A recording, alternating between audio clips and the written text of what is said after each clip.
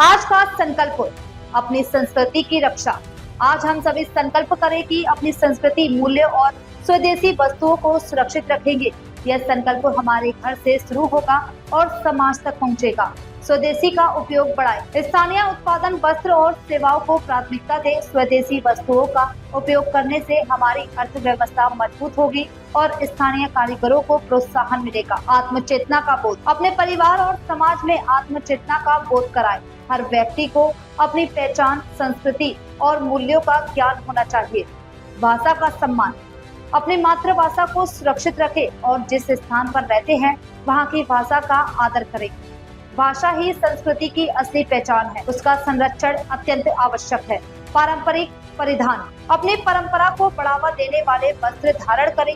पारंपरिक वेशभूषा और स्थानीय वस्त्रों का उपयोग करें। उपासना पद्धति, घर पर नियमित रूप से उपासना करें। यह पद्धति मन को शांति देती है और संस्कृति से जोड़ती है। भजन और साधना, नियमित भजन का आयोजन करें। समूह में भजन करने से अच्छे विचार फैलते हैं और संस्कृति की झलक समाज तक पहुंचती है। संस्कृति का संवर्धन, जहां रहते हैं वहां अपनी संस्कृति से जुड़े प्रेरणादायी चीजें रखें। तुलसी का स्थान, घर में धार्मिक और सांस्कृतिक वस्तुएं, पर्यटन और तीर्थ यात्रा, अपने तीर्थ स्थलों, किलों और सांस्कृतिक स्थलों की यात्रा करें ताकि अपने इतिहास और विरासत को जान सके। संकल्प का फल, इन सब का पालन करने से हम अपनी संस्कृति, परंपरा और मूल्यों का संरक्षण करेंगे। समाज में अच्छे विचार, संस्कृत जीवन शैली और प्रगति का मार्ग प्रसारित होगा। याद करने का, श्रद्धांजलि देने का यह दिन भी है। उसी प्रकार इस राष्ट्र के लिए हम क्या कर सकते हैं, ऐसा संकल्प करने का भी ये दिन है। ये जो स्वतंत्रता दिवस आज मना रहे हैं, उसका थीम है नया भारत। हम सभी जानते हैं कि हमारा राष्ट्र काफी पुरातन है, फिर यह नया भारत क्या है। तो हम कुछ सालों से देख रहे हैं कि भाई आत्मनिर्भर भारत की हम घोषणाएं देख रहे हैं, उसके तरफ हम काम भी कर रहे हैं। आत्मनिर्भर का सबसे अच्छा उदाहरण हम देखते हैं कि हाल में जो ऑपरेशन सिंदूर हुआ, उसमें आत्मनिर्भर भारत के हम देखते हैं कि रक्षा क्षेत्र में हमने जो प्रगति की है उसका अनुभव हम देखा है। कुछ साल पूर्व कोरोना जैसा महामारी आई तो उसमें भी हमने स्वदेशी वैक्सीन निर्माण किए, जिसने करोड़ों लोगों को इसका लाभ दिया, केवल देश के नहीं तो विदेश में। इसी प्रकार सभी क्षेत्र में हम अपना स्वदेशी का डंका पीट रहे और देख रहे हैं। तो 1947 तक हमारा जो ध्येय है कि हमारा देश एक स्वतंत्र, सुरक्षित और समृद्ध हो, इसके लिए हमारा लक्ष्य है। तो हम उसके लिए कार्यरत है, तो उसके लिए हम कुछ कर सके ऐसा संकल्प करने का दिन है। आप सभी जानते हैं कि आज के दिन जिन्होंने करकमलों द्वारा अपना झंडा फहराया है, ऐसे श्री राजेश जी लोया हमारे बीच में उपस्थित है। आप नागपुर महानगर के माननीय संघ चालक है, व्यवसाय से आप चार्टर्ड अकाउंटेंट है। 1984 से आप ये काम कर रहे हैं और आपकी लोया बागी एक प्रतिष्ठित संस्था यहाँ है और विविध सामाजिक क्षेत्र में आप लगे हुए हैं, सामाजिक संस्थाओं से आपका संबंध है। मैं आपसे अनुरोध करता हूँ कि इस समय मार्गदर्शन करें।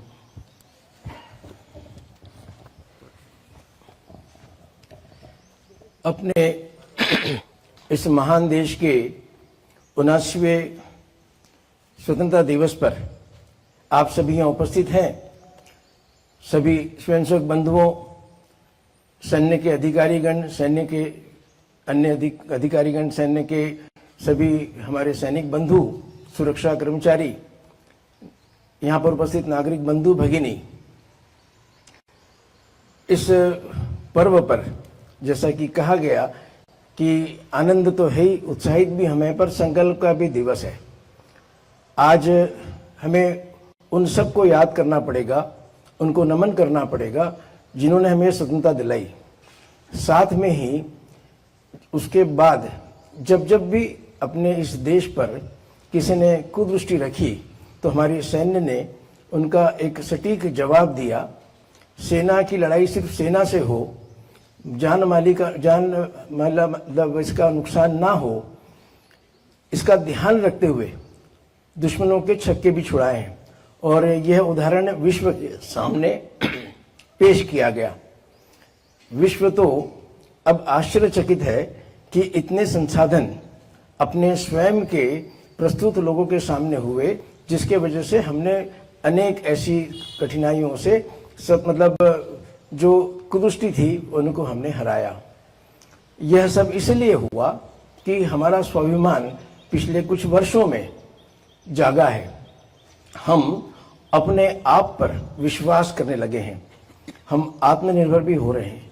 यह सब इसलिए हो रहा है क्योंकि स्व का जागरण जो कि इस देश में स्वतंत्रता के बाद होना चाहिए था, वो थोड़ा देर से हुआ लेकिन चालू हुआ। स्व का जागरण मतलब अपने आप का आत्म का ज्ञान करना, ज्ञान अर्जित करना। हम कौन हैं, हमारे बल क्या है, हमारा सामर्थ्य क्या है, साथ ही उसका भी विश्लेषण हो कि हमारी दुर्बलता क्या है। यह आत्मज्ञान होना बहुत जरूरी है और यह नित्य नियमित प्रक्रिया है। इस प्रक्रिया को चालू रखना मतलब है कि स्वदेशी का भान रखना, स्वावलंबन के लिए सभी को प्रेरित करना, हम आत्मनिर्भर बने उसका हर वक्त ध्यान रखना। ये प्रक्रिया नित्य नियमित चलती रहेगी तो कैसे चलेगी, तो उसको ध्यान में रखने के लिए कुछ कृतियां भी करनी पड़ेगी। राष्ट्रीय स्वयंसेवक संघ तो पिछले 100 वर्षों से अपने स्थापना से ही स्व पे काम कर रहा है।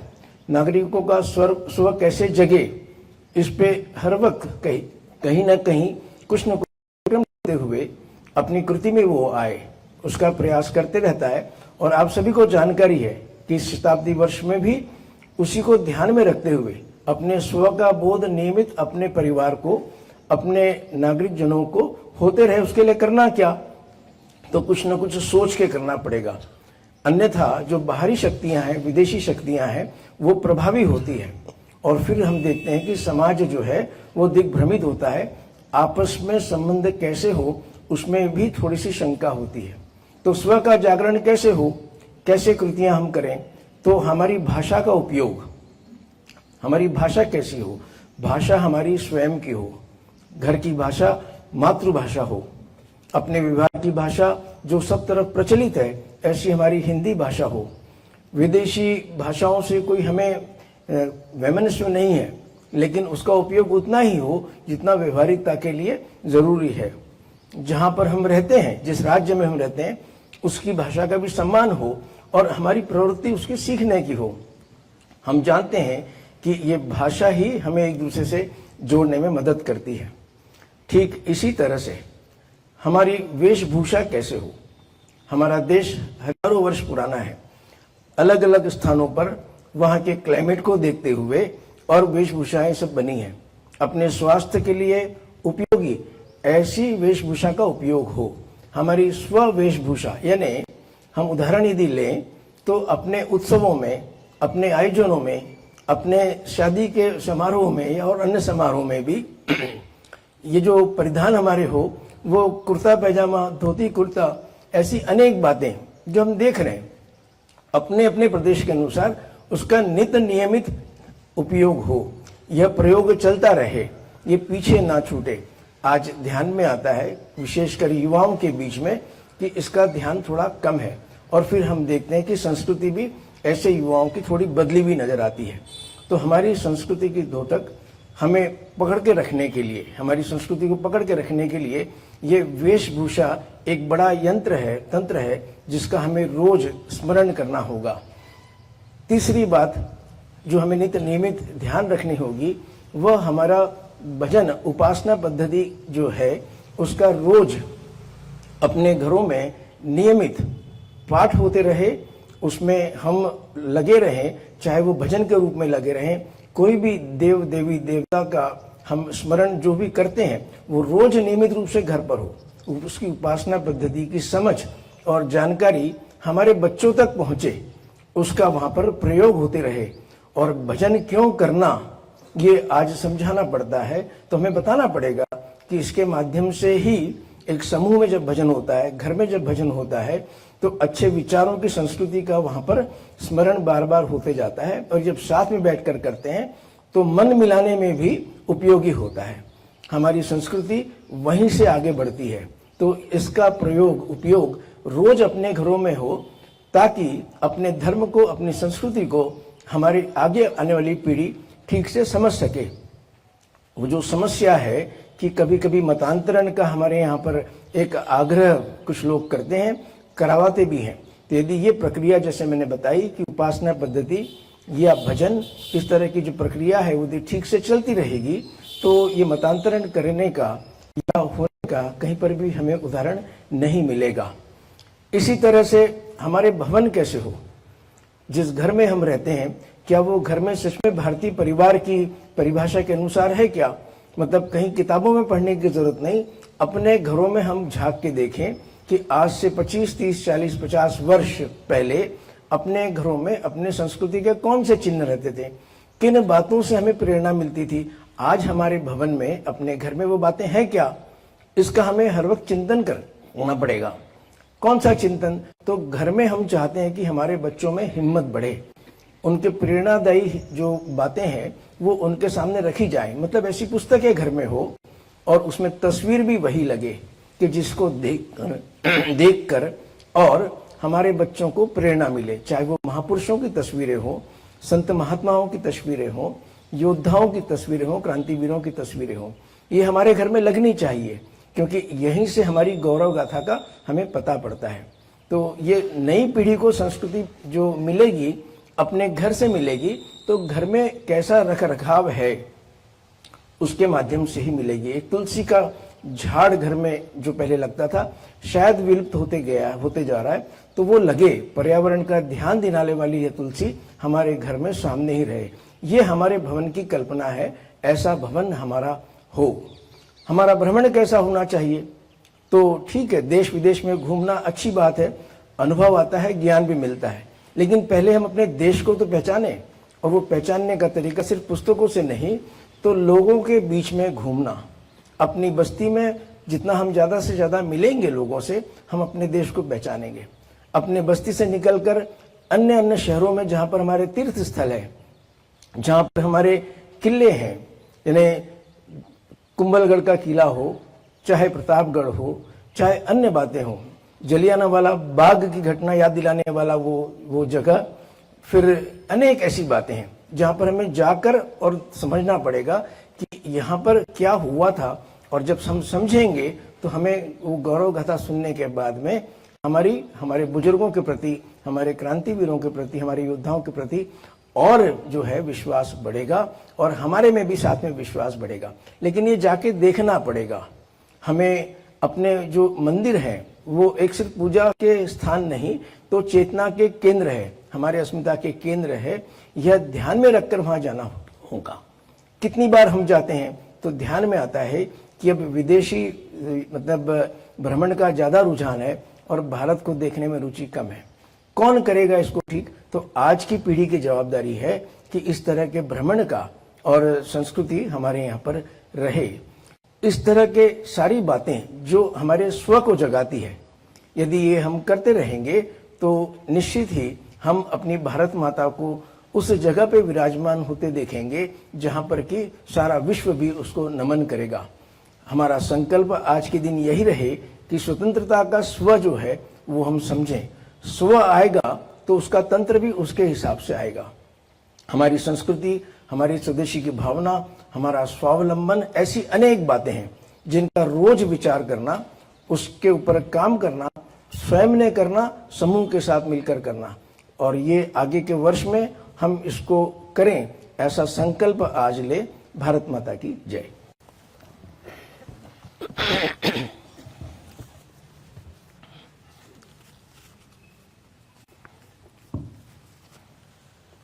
इकडनं वंदे मातरम होईल.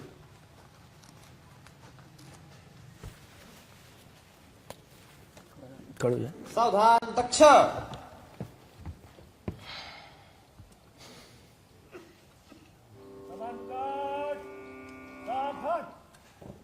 वंदे मातरम, वंदे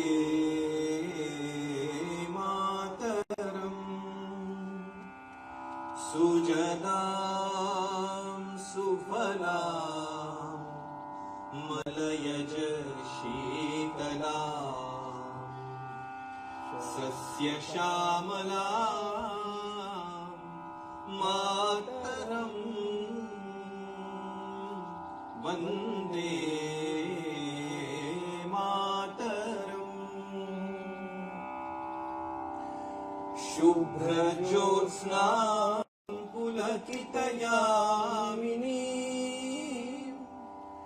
फुल्लकुसुमित द्रुमदल शोभिनी सुहासिनी सुमधुर भाषिणी सुखदा वरदा मातरम वंदे मातरम। कोटि कोटि कंठ कल कल निनाद कराले कोटि कोटि भुजैर द्रुत खर करवाले अबला के नुमाए तबले बहुबलधारिणी नमामि तारिणी त्रिपुदनवारिणी मातरम वंदे मातरम। तुम्ही विद्या तुम्ही धर्म तुम्ही हृदय तुम्ही मर्म त्वं हि प्राणः शरीरे बाहुते तुम्ही मा शक्ती हृदये तुम्ही मा भक्ती तोमारई प्रतिमा गडी मंदिरे मंदिरे मातरम वंदे मातरम। त्वं हि दुर्गा दश प्रहरण धारिणी कमला कमलदल विहारिणी वाणी विद्यादायिनी नमामि त्वां नमामि त्वां नमामि कमला अमला अतुला सुजला सुफला मातरम वंदे मातरम। श्यामला सरला सुस्मिता भूषिता धरणीं भरणीं मातरम वंदे मातरम वंदे मातरम वंदे मातरम।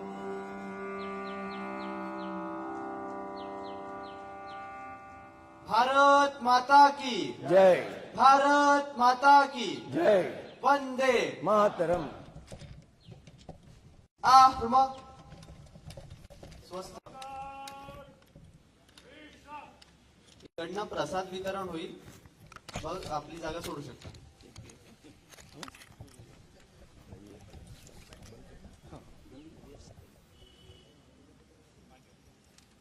अगर आपको ये खबर पसंद आई हो तो वीडियो को लाइक करें, चैनल को सब्सक्राइब करें और अपनी राय हमें कमेंट में जरूर बताएं ताकि हर जरूरी अपडेट आप तक सबसे पहले पहुंचे। धन्यवाद।